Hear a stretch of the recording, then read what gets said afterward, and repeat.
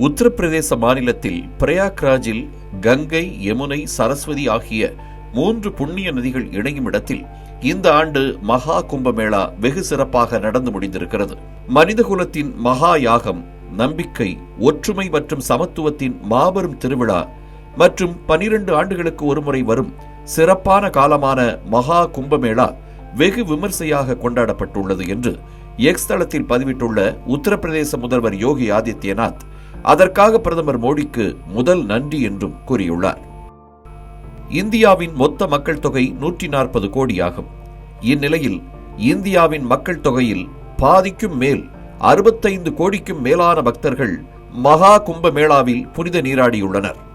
குடியரசுத் தலைவர் திரௌபதி முர்மு, பிரதமர் மோடி, உள்துறை அமைச்சர் அமித்ஷா, உத்தரப்பிரதேச மாநில முதல்வர் யோகி ஆதித்யநாத் உள்ளிட்ட பல மாநில முதல்வர்கள், ஆளுநர்கள், அரசு அதிகாரிகள், திரையுலக பிரபலங்கள், முன்னணி தொழில் அதிபர்கள் என கோடிக்கணக்கான பக்தர்கள் புனித நீராடியுள்ளனர். மகா கும்பமேளா நிறைவு நாளில் மட்டும் சுமார் 81 லட்சத்திற்கும் அதிகமானோர் புனித நீராடியுள்ளனர். America, Colombia, Chile, Italy, Spain, Brazil மற்றும் போர்ச்சுகல், ரஷ்யா, ஆஸ்திரியா, மெக்சிகோ, நேபாளம் உள்ளிட்ட பல்வேறு நாட்டினர் மகா கும்பமேளாவில் கலந்து கொண்டுள்ளனர். கடந்த பிப்ரவரி 1ஆம் தேதி 118 பேர் கொண்ட வெளிநாட்டு குழு திரிவேணி சங்கமத்தில் புனித நீராடியது. இதில் அயல்நாட்டு தூதர்கள் பலர் தங்கள் குடும்பத்தினருடன் வந்திருந்தனர் என்பது குறிப்பிடத்தக்கது. மகா கும்பமேளாவில் தூய்மை, பாதுகாப்பு வியக்க வைத்ததாக இந்தியாவுக்கான ரஷ்ய தூதரின் மனைவி டயானா அலிபோவா தெரிவித்திருந்தார். திரிவேணி சங்கமத்தில் ஏராளமான பக்தர்கள் ஆன்மீகத்தில் மூழ்கியிருப்பதை பார்க்கும்போது ஒரு விசித்திரமான சக்தி இருப்பதாக உணர்ந்ததாக கொலம்பியாவின் தூதர் விக்டர் ஹியூகோ எச்செவரி ஜெராமிலோ குறிப்பிட்டுள்ளார். அமெரிக்காவின் கலிபோர்னியாவைச் சேர்ந்த லாலி பக்தர்களின் கூட்டத்தின் மத்தியில் தான் எப்படி முற்றிலும் சௌகரியமாக உணர்ந்ததாகவும் கற்பனை செய்து வைத்திருந்ததை விடவும் மகா கும்பமேளா அனுபவம் சிறப்பாக இருந்ததாகவும் கூறியுள்ளார். ஸ்பெயின், பிரேசில் மற்றும் போர்ச்சுகல் ஆகிய நாடுகளைச் சேர்ந்த தனது நண்பர்களுடன் மகா கும்பமேளாவுக்கு வந்த ஸ்பெயின் பக்தரான ஜோஸ் புனித நீராடியதாகவும் தான் மிகவும் அதிர்ஷ்டசாலியாக உணர்ந்ததாகவும் பெருமையாக குறிப்பிட்டுள்ளார்.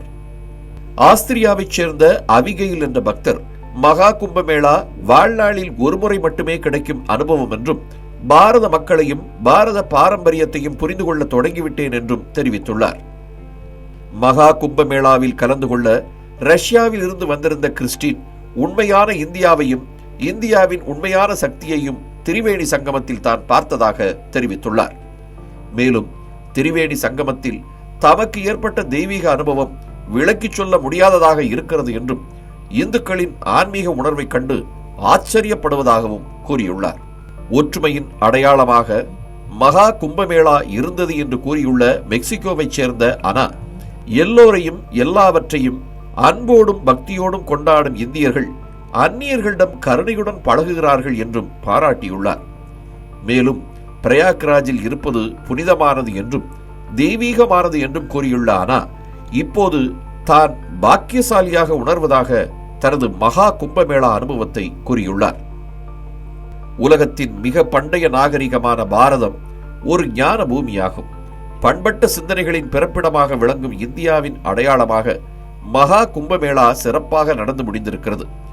வசுதைவ குடும்பகம் என்ற செய்தியை உலகின் அனைத்து மூலைகளுக்கும் எடுத்து மகா கும்பமேளா கொண்டு சேர்த்திருக்கிறது.